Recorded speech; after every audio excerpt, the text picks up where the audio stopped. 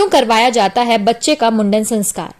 भारतीय परंपरा में बच्चे के मुंडन का विशेष महत्व है। हिंदू धर्म में 16 संस्कार होते हैं, जिनमें मुंडन संस्कार 8वां है।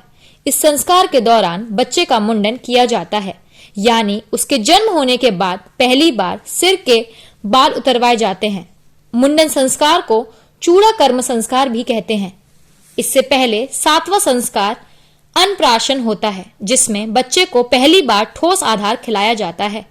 आज हम आपको बच्चों के मुंडन से जुड़ी सारी महत्वपूर्ण बातों को बताने जा रहे हैं, जिन्हें जानकर आपको भी पता लगेगा कि बच्चों का मुंडन क्यों जरूरी है और कब मुंडन को कराना चाहिए। लोग अपनी रीति के अनुसार जन्म और मृत्यु के समय इस संस्कार को करते हैं।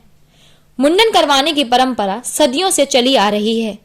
नवजात बच्चों का मुंडन धार्मिक कार्य की वजह से किया जाता है।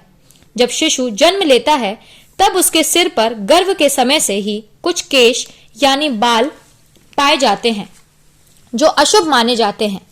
हिंदू धर्म के अनुसार मानव जीवन 84 लाख योनियों के बाद मिलता है।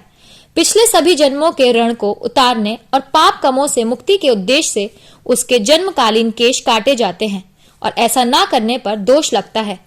धार्मिक मान्यता के साथ साथ इसका वैज्ञानिक कारण भी माना जाता है।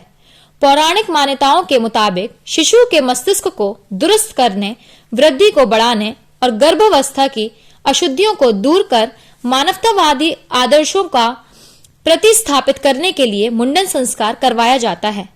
मुंडन के बाद कहीं कहीं शिखा छोड़ने का भी प्रयोजन है, जिसके पीछे मान्यता यह है कि इससे दिमाग की रक्षा होती है। साथ ही इससे राहु ग्रह की शांति होती है, जिसके फलस्वरूप सिर ठंडा रहता है। यूं तो मुंडन अपनी अपनी धार्मिक मान्यताओं के अनुसार करवाया जाता है, परंतु आमतौर पर जन्म के बाद पहले वर्ष के अंत में या फिर तीसरे, 5वें या 7वें वर्ष की समाप्ति से पहले मुंडन संस्कार करवाना प्रचलित है। हिंदू धर्म के अनुसार सही मुहूर्त देखकर मुंडन संस्कार किया जाता है। आमतौर पर इसे किसी धार्मिक स्थल पर करते हैं। धार्मिक स्थल पर मुंडन कराने की परंपरा इसलिए है ताकि बच्चे को धर्म स्थल के वातावरण का लाभ मिल सके। इसका शुभ मुहूर्त लोग बच्चे के जन्म और समय के आधार पर पंडित से निकलवाते हैं। मुंडन संस्कार के दौरान बच्चे को मां अपनी गोद में बिठाती है और उसका मुंह पश्चिम की दिशा में अग्नि की तरफ रखती है। इस दौरान पंडित हवन भी करते हैं। इसी प्रक्रिया के चलते नई उस्तरे से सहायता से बच्चे का मुंडन करते हैं।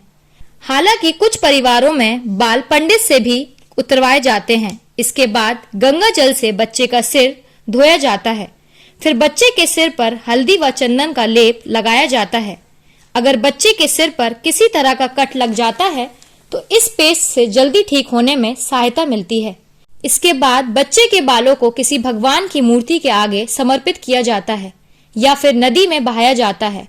कुछ परंपराओं में मुंडन के दौरान थोड़े से बालों को छोड़ दिया जाता है। कहा जाता है कि यह चोटी मस्तिष्क को सुरक्षा देती है। इस चैनल को लाइक और सब्सक्राइब करना ना भूलें। देखते रहिए बंजारा बीट्स।